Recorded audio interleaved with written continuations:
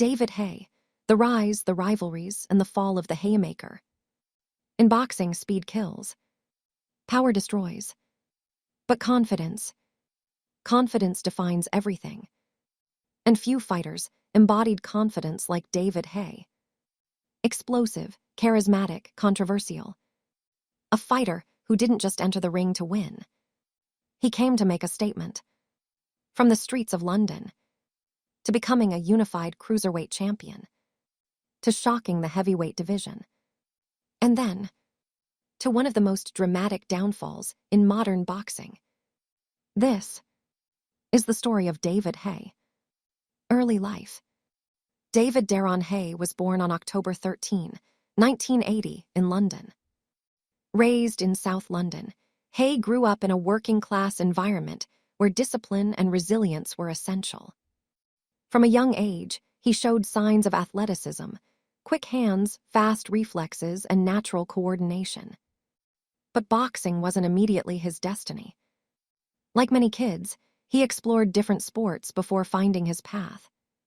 That path changed when he walked into a boxing gym as a teenager.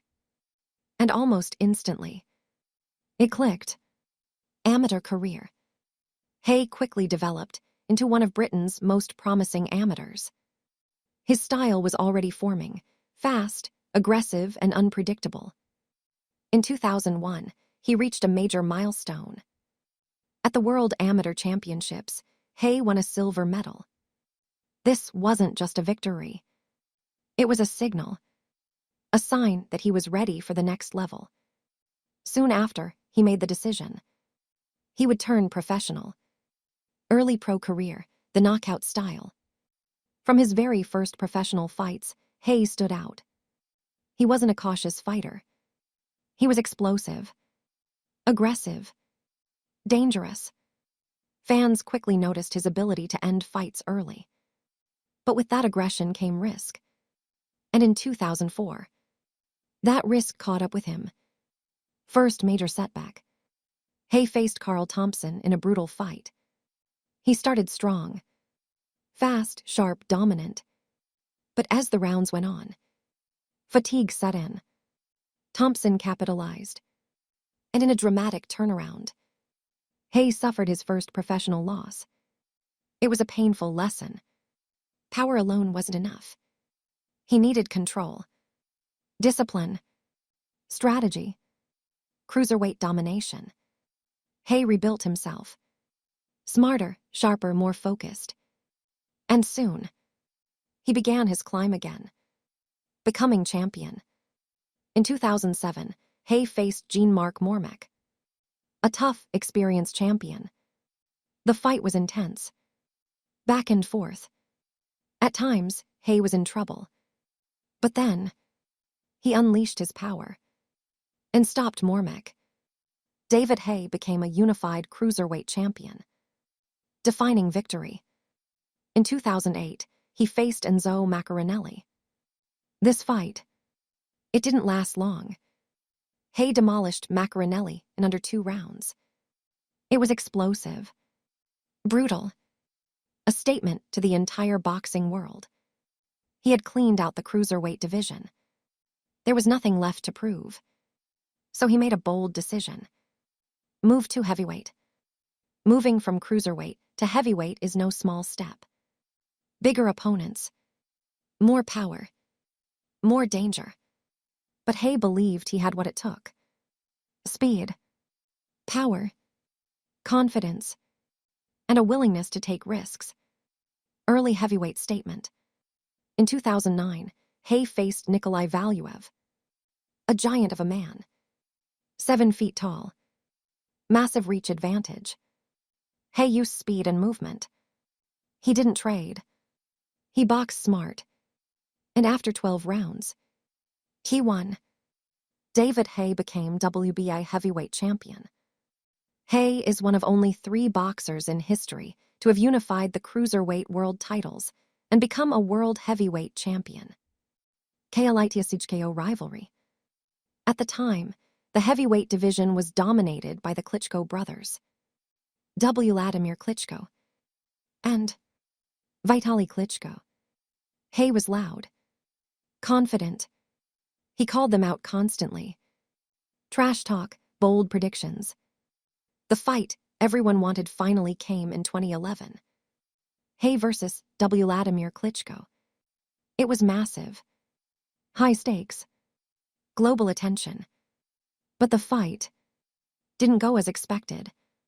Klitschko controlled the distance, used his jab, neutralized Haye's offense. Haye struggled to get inside. And after 12 rounds, he lost.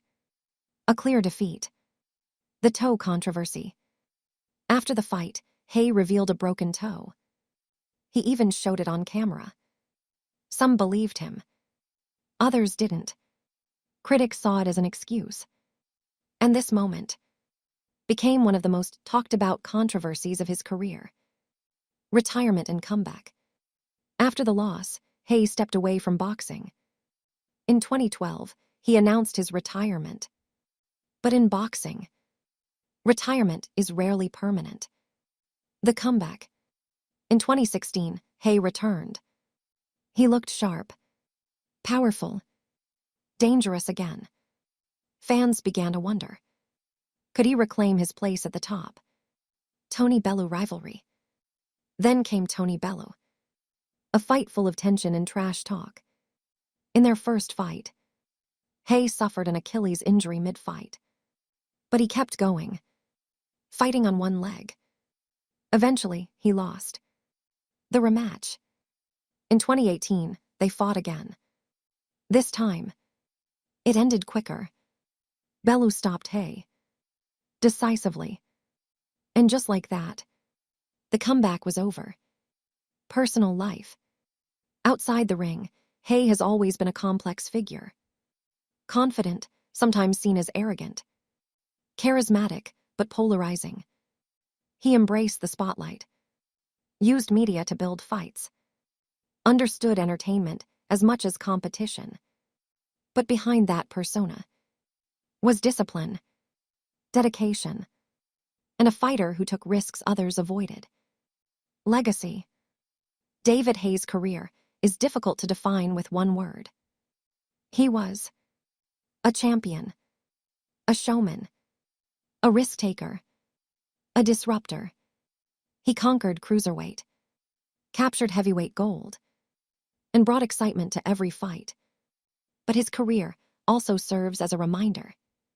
In boxing, confidence can take you to the top, but it also puts a target on your back. Love him or criticize him, David Haye was never boring. He didn't just fight. He made moments. And in a sport built on legacy, moments are everything.